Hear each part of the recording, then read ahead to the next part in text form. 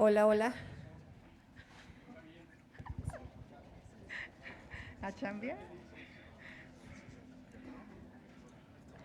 Buenas, buenas tardes, muchas gracias por estar aquí a esta hora. Bueno, tenía un compromiso con la Unión Nacional Ganadera y bueno, yo quiero iniciar mandándole un abrazo enorme a mi querido Max Cortázar por el lamentable o sensible fallecimiento de su señor padre, que ocurrió el día de hoy por la mañana, y bueno, un abrazo a él y a toda la familia. También quisiera decirles que esta mañana tuve un desayuno con madres buscadoras de diferentes partes del país en mi casa, en un acto de mucha cercanía para pues escuchar realmente sus propuestas concretas en esta materia. Son colectivos, algunos que han localizado hasta 600 cuerpos, algunos que lo han hecho con apoyo de gobiernos estatales, otros solas, y bueno, están muy desencantadas de que se haya desmantelado la Comisión Nacional de Búsqueda, que hoy prácticamente esté abandonado el tema. De hecho, les preocupa que la cifra de desaparecidos pues ya no se ha actualizado. Se quedó en 114,000. Obviamente no están de acuerdo con la reclasificación. Varias de ellas me mostraron fichas donde sus hijos aparecen como localizados con vida en el famoso censo y que realmente siguen sin localizarse. Fue importante este encuentro, me comprometí a seguirme reuniendo con otros colectivos de otras partes del país, pero bueno, este día para ellas pues es un día pues de lucha, y me quedo con lo que dijo una de ellas.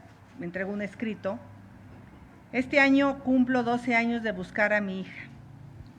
El desgaste es tal que ahora tengo que escribir mis ideas para poderle dar claridad a mi mente antes de que el dolor me agobie y no me permita expresarme. Con gran tristeza he sido testigo de que México vive una catástrofe humanitaria. La desaparición y localización de personas es un tema de todos los días en los municipios de México. Lo verdaderamente aterrador es la normalización que hemos adoptado ante estos lamentables hechos. Parece que ya no es noticia que encuentren fosas con 50 cuerpos, ya no es noticia los asesinatos, los desaparecidos.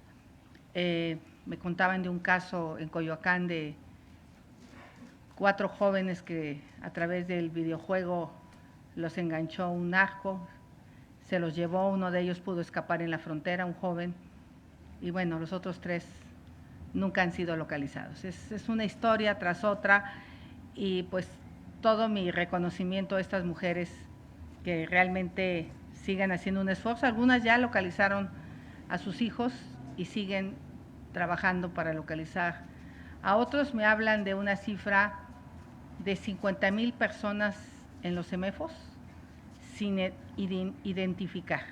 Esa es la parte que más les preocupa, porque sienten que pues eso podría ayudar si todo el tema forense funcionara, si estos centros de identificación funcionaran, estos centros regionales, y obviamente se quejan del desmantelamiento del Centro Nacional que pretendía hacer todo el trabajo de coordinación, porque ellas me dicen que pues de repente las de Coahuila, que sí tienen un buen centro forense, pues identifican un cuerpo, pero no tienen conexión con bases de datos de los demás estados.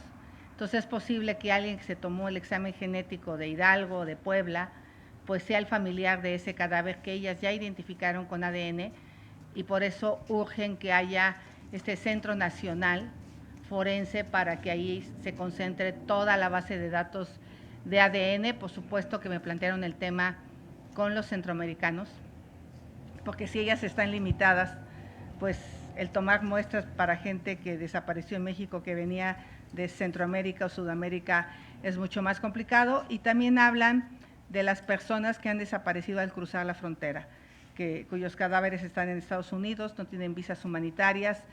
En fin, pareciera que el tema es enorme, pero con voluntad política podríamos ir avanzando.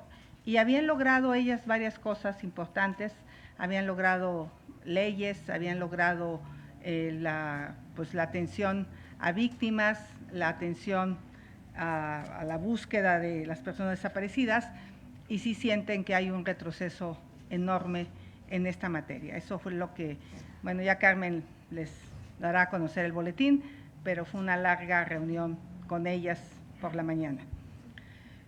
Entremos al día del 8 de marzo, por primera vez México va a tener una mujer presidenta, y eso es un hecho histórico. Pero no es suficiente una mujer en el poder si cuando llega al poder traiciona a las mujeres.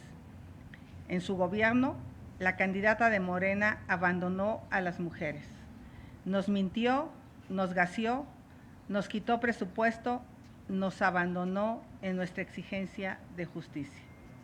Yo he estado en prácticamente todas las marchas anteriores. En esta ocasión no voy a asistir para no politizar el tema. Eso no es un gobierno feminista y no es un gobierno que le sirva a las mexicanas. Cuando sea presidenta, su servidora le va a abrir las puertas de Palacio Nacional a todas las mujeres y al feminismo. Escuchen bien, el próximo año las mujeres mexicanas van a tener una presidenta que no les va a poner vallas en Palacio Nacional. Van a tener una presidenta que las escuchará y acompañará. Las demandas de las mujeres serán las causas de mi gobierno. Hoy les voy a presentar las propuestas fundamentales que tengo para implementar en mi gobierno. Las trabajamos con múltiples colectivos de mujeres, las feministas que tienen años de lucha y de mujeres de distintas regiones que enfrentan problemas y violencia. Lo hicimos de la mano con la sociedad y por eso serán útiles para cambiar la realidad de las mujeres en un país injusto, violento y feminicida. El primer punto es vivir sin miedo. Cero tolerancia a la violencia contra niños. El primer punto es vivir sin miedo. Cero tolerancia a la violencia contra niñas y mujeres y cero impunidad para agresores sexuales. Atención oportuna a órdenes de protección. Que las líneas de ayuda sí sean líneas de ayuda. Todo el apoyo del Estado para madres buscadoras, policías y fiscalías especializadas y suficientes, y trabajaremos en la reparación del daño. La tarjeta mexicana. Toda mujer en situación de vulnerabilidad contará con una tarjeta en donde recibirá un apoyo que le permitirá solventar sus gastos. La tarjeta dará 5,000 pesos mensuales. Sistema Nacional de Cuidados. Con estancias infantiles, escuelas de tiempo completo, médico en tu casa, aldeas del saber y universidades de la vida para que, si lo deseas, las mujeres puedan dejar de ser cuidadoras y dedicarse a lo que desean. 4. La escuela será el primer escalón hacia la igualdad. Con la beca La Libertad podrán concluir sus estudios, especialmente niñas indígenas y en zonas rurales. Jóvenes en carreras STEM será algo importante para mí, impulsar a mujeres que estudien carreras técnicas e ingenierías. Escuelas dignas y útiles escolares para todas. La escuela será un lugar seguro. Siempre contigo. El punto 5. Las niñas y los niños huérfanos por feminicidio son nuestras hijas e hijos. Contarán con una beca económica y educativa hasta que concluyan sus estudios. 6. Vivas nos queremos. Ninguna mujer en mi gobierno morirá por enfermedades que puedan prevenirse y atenderse oportunamente. Tratamiento gratuito para el cáncer, vacunación contra el papiloma para niñas y niños, salud sexual y reproductiva para todas, apoyo a mujeres embarazadas y el regreso del Seguro Popular. 7. Libertad económica. Para tener autonomía y solvencia económica para su desarrollo personal, Adiós a la brecha salarial. Empleo digno y con seguridad social para todas. Acceso a financiamiento para emprendedoras y trabajar en el acceso a la tierra de las mujeres rurales e indígenas. Justicia y verdad. Quien agrede a una, nos agrede a todas. Cero impunidad para agresores, asesinos, violadores y feminicidas. Promoveré una reforma integral al sistema de justicia para evitar revictimización y acelerar la eficiencia. Aplicaremos la 3 de 3 contra violentadores. 9. Las casas de la mujer indígena y afromexicana. Incrementaré el presupuesto para fortalecer las actuales y crear nuevas casas. Recibirán atención con perspectiva de género, destacando la prevención de la violencia y garantizando sus derechos sexuales y reproductivos. Hemos escuchado mucho que por los usos y costumbres obligan a mujeres indígenas a contraer matrimonio. Justo ese es el trabajo que se hace en estas casas, prevenir la violencia y cambiar estos usos y costumbres que violentan los derechos humanos de las mujeres indígenas. Inclusión total. Las mujeres con discapacidad tendrán recursos focalizados y los mecanismos de respuesta a denuncias de violencia. Se adaptarán las diferentes discapacidades. Las mujeres de la diversidad sexual vivirán con respeto pleno a su orientación e identidad sexual. Esos son los 10 puntos. En la página podrán encontrar el desglose de cada uno de ellos. No quiero leer el documento largo aquí y estoy a sus órdenes. Empezamos con las preguntas. Víctor Barrera, Posta Sí, MX. Aquí enfrente. Sí, Víctor. Buenas tardes. Se habla mucho de las mujeres y han pasado por lo menos 200 años para defender los derechos y todavía faltan muchos derechos.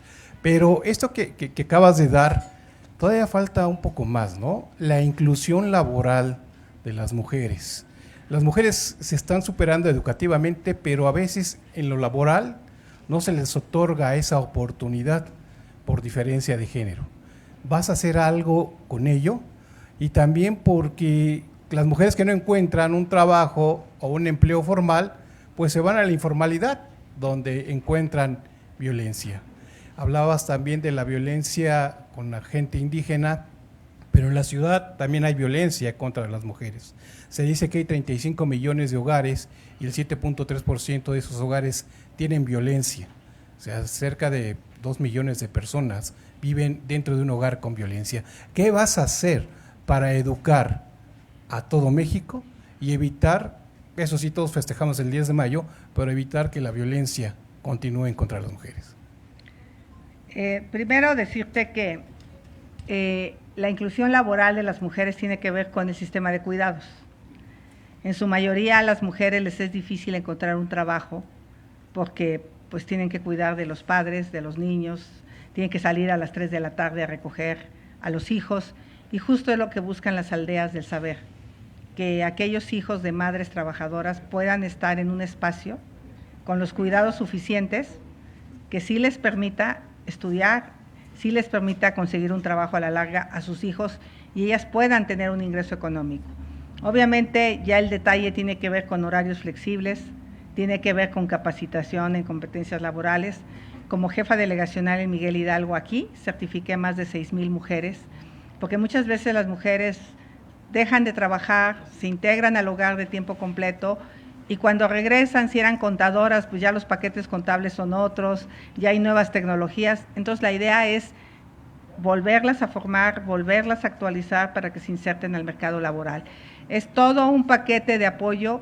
Si alguna de ellas quiere emprender un negocio, pues darle crédito, financiamiento, acompañamiento técnico para que pueda emprender el negocio.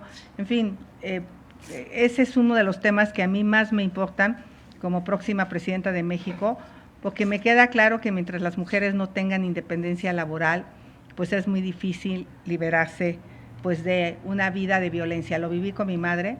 Yo les he contado que viví en una vida realmente violenta, brutalmente violenta, y bueno, pues mi sueño fue venirme para acá para ayudar a mi madre a salir de esa violencia. Entonces, me queda claro lo que significa, ahí pueden rescatar algunos artículos que escribí sobre el tema de cómo un día mi padre sacó la escopeta y nos amenazó con matarnos. O sea, es una cosa terrible lo que se vive en los poblados rurales y en las ciudades, no es excepción. Y tocas un tema muy importante, que son las nuevas masculinidades. Yo lo decía en la mañana en una entrevista, yo misma me casé con un hombre que tenía una educación de que yo tenía que servirle, prácticamente estar en la casa, y cuando tuvimos a nuestra hija, me dijo, te vas a salir de trabajar. Dije, ¿por qué? ¿Por qué no te sales tú, no? ¿Dónde me conociste? Pues en la universidad. Pues entonces no friegues, ¿no? Entonces empezaron los pleitos, y obviamente pues no todas las mujeres tienen esa fuerza, esa capacidad de enfrentarlos. Me decía, ¿qué horas son de llegar? Pues ahora ya ni llego, ahora está peor, me voy de gira. Pero fue un tema de reeducación de mi esposo, y él lo asumió con mucho cariño, con mucho amor, y creo que ese es un trabajo que tenemos que hacer en México, cómo el hombre se adapta a esta nueva realidad de una vida laboral de las mujeres, y también el manejo de las iras. Yo creo que es algo que para mí va a ser muy importante, impulsar una línea de ayuda cuando pues, te sientas encabronado con la vida, y que te puedan apoyar psicológicamente, porque los agresores son hombres, en su gran mayoría, y eso también es una manera de trabajarlo. Entonces tiene razón, no solo es apoyar a las mujeres, pero que cuando una mujer denuncie, haya un seguimiento. Yo lo que he pensado es que a los municipios les vamos a dar un apoyo económico a través de los institutos de las mujeres, para que estos institutos tengan psicólogos, tengan trabajadores sociales, tengan una policía con visión de género. Todas las policías deberían de ser, pero al menos haya una policía que atienda estas situaciones de violencia hacia las mujeres, porque si hablan al 911, alguien de Apatzingán, o sea, ¿cómo lo ayudamos desde la Ciudad de México? Entonces tenemos que contactar al alcalde de Apatzingán, al Instituto de las Mujeres, y tenemos que llevar un seguimiento puntual de esa mujer que llamó. No nos podemos conformar de decir, no, pues ya no volvió a llamar, seguramente está bien. No, seguramente en un acto de valentía llamó a la línea de ayuda, y hay que irla a visitar a su casa, y su agresor va a saber que está siendo apoyada por el gobierno. Pero tiene que ser a través de los municipios, si no es muy difícil atender a 2.400 municipios desde el centro del país. Entonces tenemos que ir haciendo una red. Michoacán lo logró. Michoacán era el cuarto o quinto lugar en feminicidios, y hoy ya pasó al lugar 87, Morelia, con un trabajo muy concreto del alcalde. Entonces es por ahí, con los municipios, y pues también trabajando con los hombres. Siguiente pregunta, Eduardo García, Infocel. Gracias, buenas tardes. 3 asuntos breves. Suenan muy bien las becas, todo lo que nos menciona. ¿Tiene un costo de lo que representa Estado fiscalmente? Segundo, ¿alguna propuesta paritaria para el gabinete en caso de ganar? Y tercero, en la experiencia ya personal, profesional, empresarial, pública, ¿cómo hacernos cambiar a nosotros para que la mujer funcione igual y no sea vista hacia abajo? Espero no que sea malinterpretado. Claro, entiendo tu pregunta perfecta. Gracias. Ya hay algunas becas, muchos de estos recursos ya existen en los programas sociales. Me parece, por ejemplo, el de adultos mayores, fue el propio Carlos Ursúa el que me hizo ver que había 50,000 millones disponibles en el presupuesto actual, que estaban siendo utilizados para gastos de operación, lo cual me parece muy delicado, que estaban siendo inflados los padrones de adultos mayores de 65 y más, y sacó la cuenta, y prácticamente con ese monto podemos darle atención desde los 60 años. Entonces ese programa prácticamente está cubierto con el mismo monto. Yo honestamente pues sí creo que los de las Lomas de Chapultepec no necesitarían el apoyo, hay que analizarlo. Hoy está bien, pero hay personas en Cochuapa el Grande donde pues a los 60 años están en una condición de pobreza brutal. Entonces sí creo que tenemos que también focalizar adecuadamente el apoyo. En el caso de las becas para mujeres, también es muy importante verlo como una etapa transicional. Eso lo hice en la Miguel Hidalgo. se les daba el apoyo a cambio de que se certificaran laboralmente en un empleo, entraran a la universidad por 2 años. Tuve varias mujeres que terminaron la carrera técnico en contabilidad, técnico en programación, técnico en turismo, y se les dio el apoyo por 2 años. Creo que sí tenemos que establecer un mecanismo de que no sea un apoyo para toda la vida, sino que le demos una herramienta para que puedan salir de la condición de violencia. Si se van a un refugio, pues durante ese tiempo terminar la preparatoria o la secundaria y sobre todo apoyarles a darles una autonomía económica. Yo siempre creo que las mujeres tienen que tener y lograrlo. El gabinete. Yo creo que soy la candidata que va a tener más libertad para nombrar a su gabinete, porque pues al no pertenecer a ningún partido político, al venir de la sociedad civil, pues tengo la posibilidad de nombrar a buenos cuadros dentro de los partidos. Yo diría que pues a lo mejor uno que otro de Morena bueno, algunos ya no están. Conozco un par de gentes realmente valiosas que justamente, uno de ellos era Ursúa, por ejemplo, de gente que sí me parece que es brillante, que es capaz y que finalmente salieron porque no fueron apoyados en sus causas, y de la sociedad civil. Entonces sí va a ser un gabinete paritario, pero no tengas ninguna duda. Cuando fui funcionaria federal con Vicente Fox no había ninguna obligación de hacerlo, y logré que en el primer año el 40% de los cargos directivos fueran mujeres, cuando había encontrado un 7%. Entonces logré subir el número de delegadas, logré subir el número de directoras generales, en fin, me encanta la paridad y lo voy a impulsar. Y ¿cuál es la última? Experiencia personal al dirigir empresa, alcaldesa. Mi experiencia personal es que sí podemos, o sea, yo he confesado algo pues, que es muy íntimo, de cómo realmente, pues yo era hasta mal vista en el pueblo, por haberme atrevido a irme del pueblo, por haberme atrevido a ser una mujer disruptiva. O sea, para mí no fue fácil, empezando por mis padres, por mis hermanos. Yo recuerdo que de repente estudié, cuando me vine a la universidad, ya conseguí un departamento en la Colonia Condesa, y se vinieron mis 2 hermanos acá conmigo, y uno de ellos intentó violentarme por llegar casi a las 11 de la noche, estaba yo soltera. Entonces para ellos era impensable que yo anduviera en la calle a las 11 de la noche, y bueno, me fui imponiendo y decir, a ver, si vas a vivir en esta casa, estas son las reglas, si te aguantas o te vas para el pueblo. No, bueno, me aguanto, ¿no? Y luego, pues los esposos, o sea, la verdad de las cosas es que mi marido es un hombre me lleva varios años, que sí tenía una cultura totalmente distinta, pues del ejercicio de la masculinidad mal entendida, ¿no? Y también fue un proceso de diálogo, y al final pues le va re bien. Al final a los hombres les va bien tener mujeres exitosas, trabajadoras, que económicamente aportan a la familia, pero yo creo que ese proceso lo han vivido todos. Yo ahora veo a los jóvenes, a mi hijo, con mucho más disponibilidad, con mucho más apertura, como que se quitan muchos tabúes, pero tiene que ver que tiene una mamá pues, feminista, una mamá que protege en todo a las mujeres, y como empresaria ha sido todo un esfuerzo. Por ejemplo, yo empecé dándoles trabajo de medio tiempo a mis trabajadoras, cuando nadie hablaba del medio tiempo, cuando nadie hablaba del horario flexible. Las mujeres que tenían un hijo hasta los 6 años trabajaban medio tiempo en la empresa. Empecé a darles licencias de maternidad más prolongadas para que pudieran atender a sus hijos.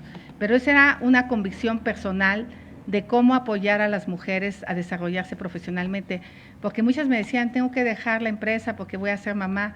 No, a ver, ¿cómo te apoyamos? ¿Cómo te ayudamos? Empecé con el trabajo a distancia desde hace 15 años, 20 años en la empresa, siempre tratando de apoyar a las mujeres. Yo creo que mi gobierno va a ser un gobierno que va a buscar, por varias razones, reducir enormemente esa brecha entre hombres y mujeres desde el punto de vista salarial, pero yo le apuesto mucho a la educación. le ha puesto mucho a la capacitación, a la certificación y sobre todo a poner fin a la impunidad. O sea, que cada llamada de una mujer sí sea una llamada que se atienda, que se le dé seguimiento. Y creo que ahí las psicólogas, las trabajadoras sociales, son carreras que las necesitamos muchísimo en nuestro país. Han sido carreras poco apreciadas y deben de jugar un papel fundamental en las familias. Parte del apoyo que le vamos a dar a las mujeres, y yo también lo he comentado en mi experiencia personal, yo pasé por un hijo adolescente que me sacó canas verdes. O sea, tenía que ir a los antros a sacarlo, o sea, y quería dejar la carrera y entonces gracias a una psicóloga yo pude saber cómo controlar o cómo ayudar a mi hijo que estaba en un proceso de la adolescencia complicado. Esas ayudas no las tienen las mujeres.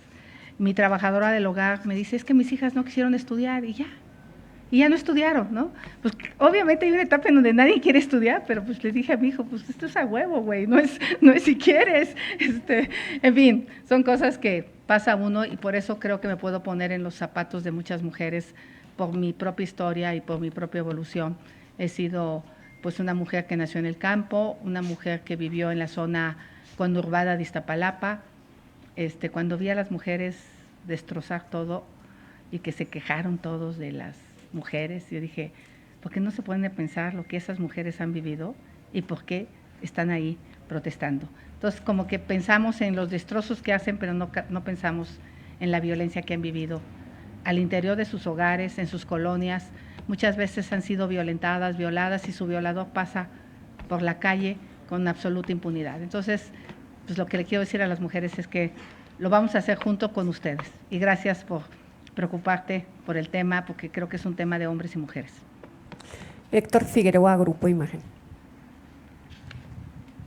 Preguntar si se ha hecho lo suficiente en el aspecto cultural para esta equidad con las mujeres, para la paridad, sobre todo cuando en este sexenio hay un discurso por parte del presidente en algunos momentos, un discurso misógino, ¿no? Se ha expresado hacia la ministra presidenta de la Corte pues prácticamente de una forma muy despectiva, lo ha hecho con usted, pero también ha tenido acciones cuando Rosa Isela Rodríguez se inclina y el presidente la agarra de la cabeza. Este tipo de situaciones, al parecer, influyen también en los estereotipos, ¿no? Entonces, ¿cómo trabajar ese punto para pues tener un país más equitativo, más paritario? Gracias.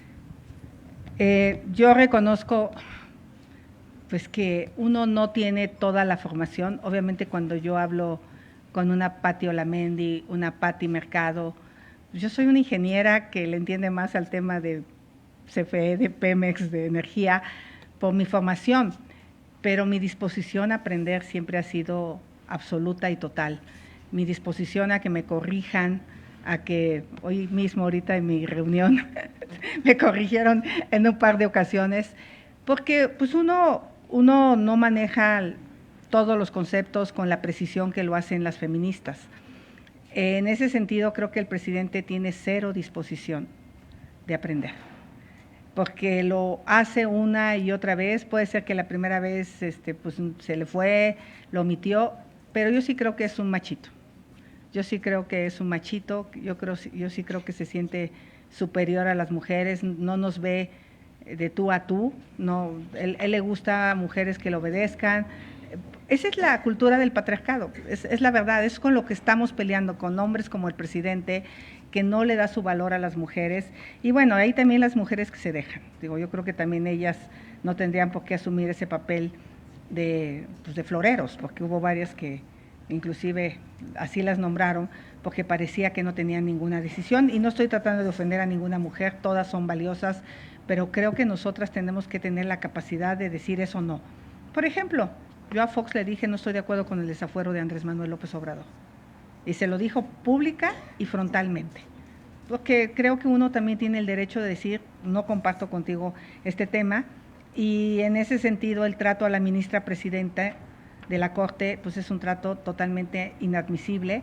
El trato que le da a algunas mujeres de su gabinete no lo comparto, pero bueno, yo espero cada vez aprender más del tema y conducirme con el lenguaje apropiado y con los temas que realmente reduzcan la violencia y en algún momento se elimine del todo, pero inclusive países muy desarrollados siguen enfrentando esta situación. Alguna vez estuve en Francia en un foro de mujeres empresarias y parecía que nuestras quejas eran las mismas en Francia que en México.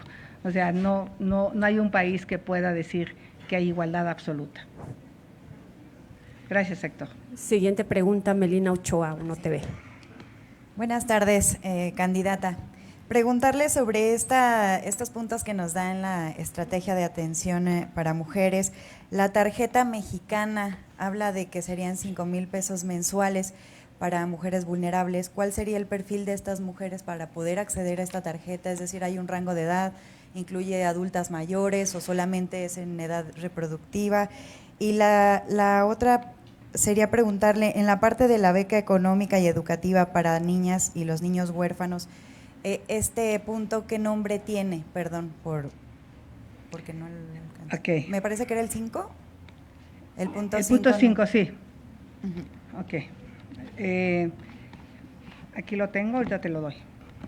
En el tema de la tarjeta mexicana, justamente la vulnerabilidad puede ser en una adolescente o puede ser en una mujer madre soltera, una mujer violentada o puede ser una adulta mayor, no adulta mayor, una mujer de 50 años que esté en una condición complicada.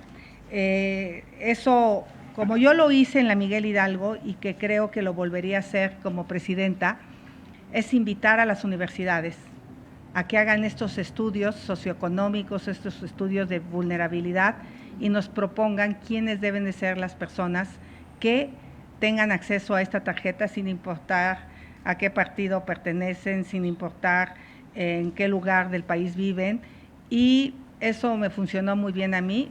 Fue un trabajo que hice con Trabajo Social de la UNAM, pero se podría hacer con muchas universidades del país.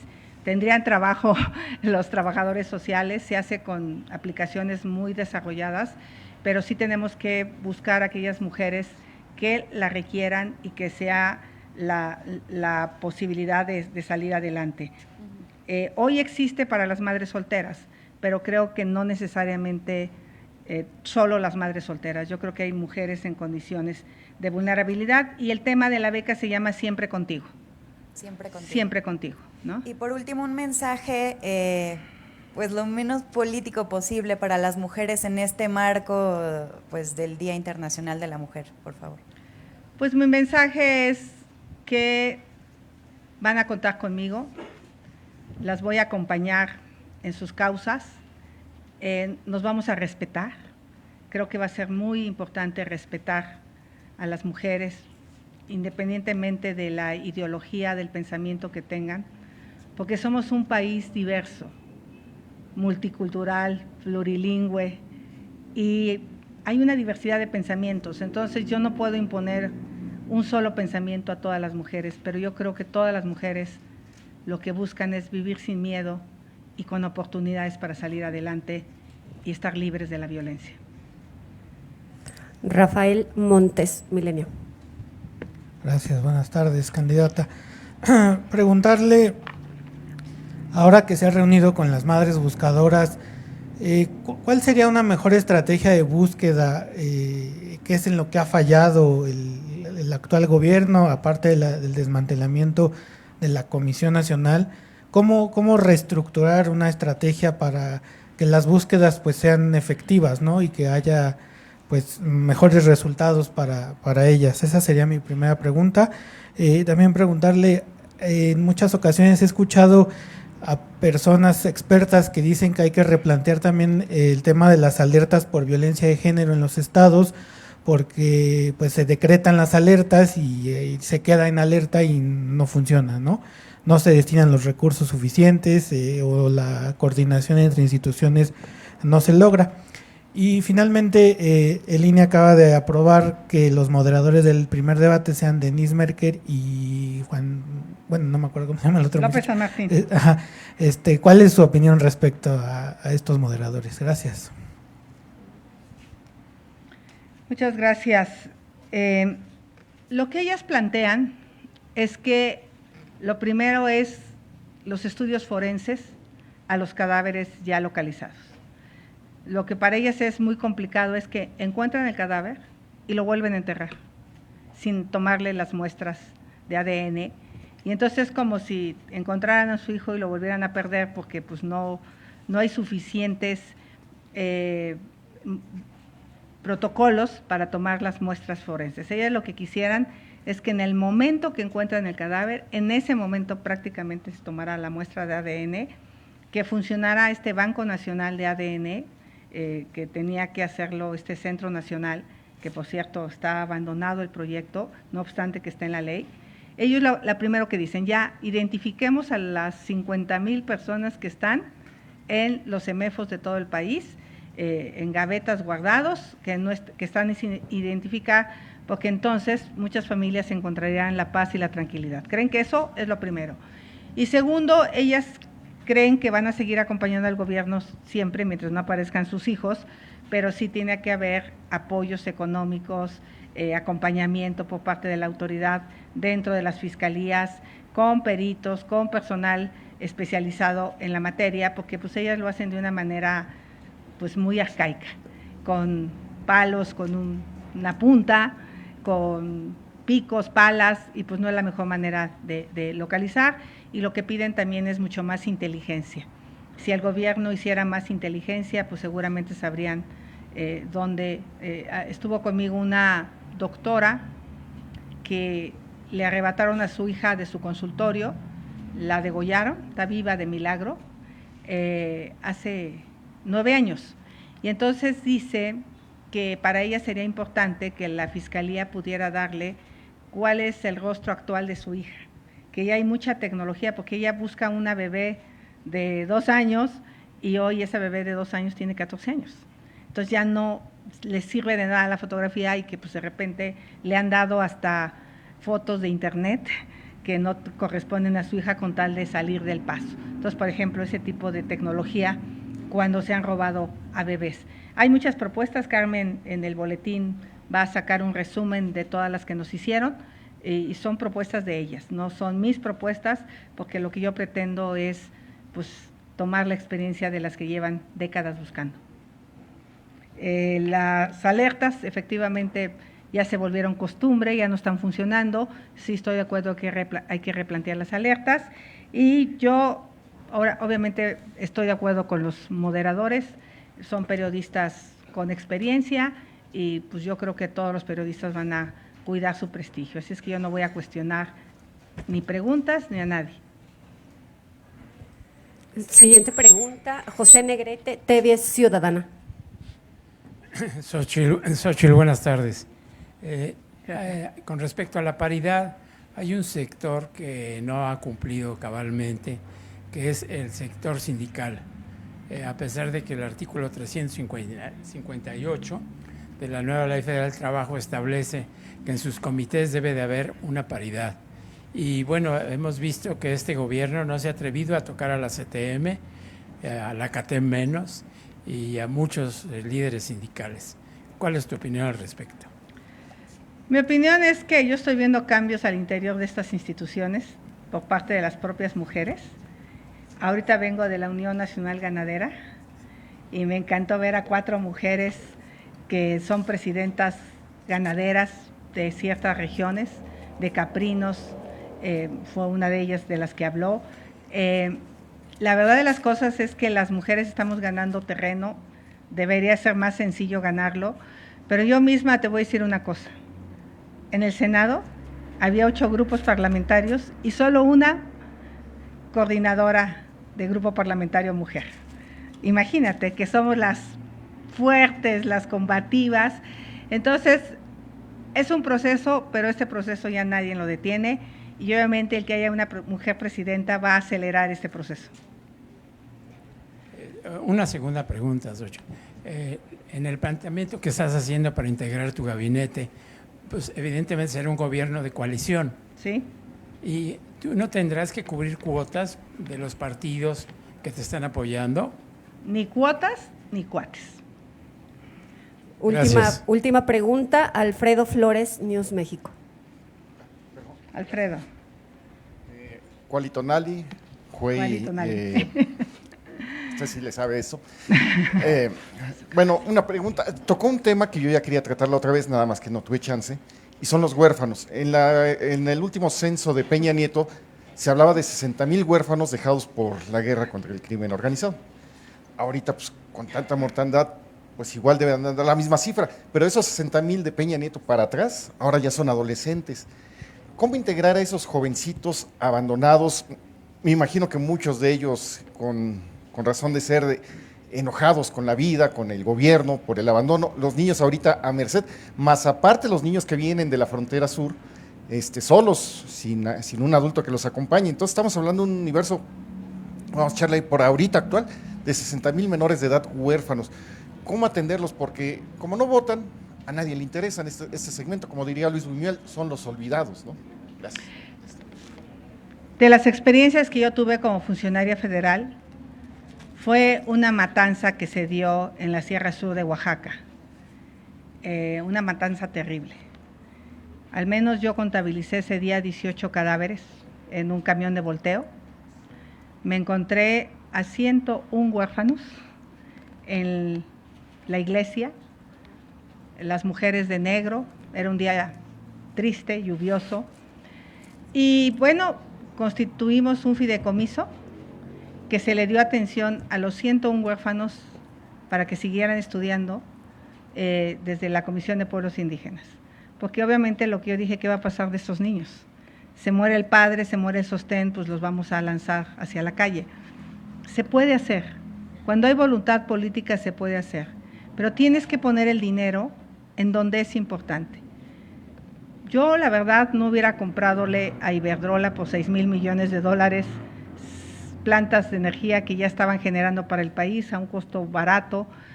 Mejor esos $6,000 millones los empleas para apoyar a las mujeres, a los niños, a la salud, a la educación. Eso es lo que va a cambiar en este gobierno.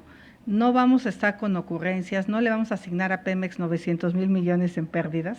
Hay un estudio de una calificadora donde dicen que si Pemex dejara de refinar petróleo pesado, dejaría de perder dinero. Entonces, por supuesto que se puede, y la idea es implementarlo, hacer un buen censo. Está muy claro quiénes son víctimas de la violencia, de los feminicidios, y ya dijimos que el dinero decomisado al narco irá a este fideicomiso para personas víctimas de la violencia. La Socamatli Miak, Ondunti Hamari. Ahora sí. Nada más un comentario suyo.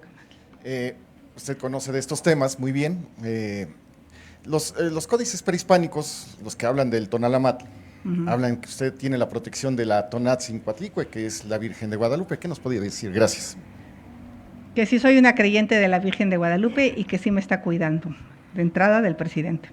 Una pregunta que pidieron de último momento, Eduardo Pérez, El Financiero. Eduardo. Buenas tardes, candidata.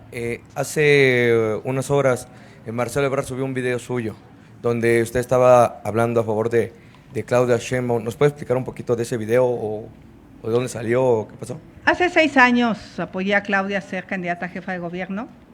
La verdad es que me tenía entusiasmada, pero sí me desencantó. Después de lo que pasó con el metro, lo que pasó con los niños del Repsamen, y ver su falta de sensibilidad.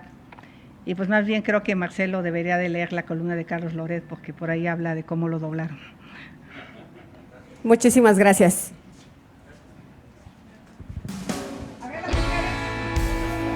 A ver, suban todas las mujeres de esta campaña.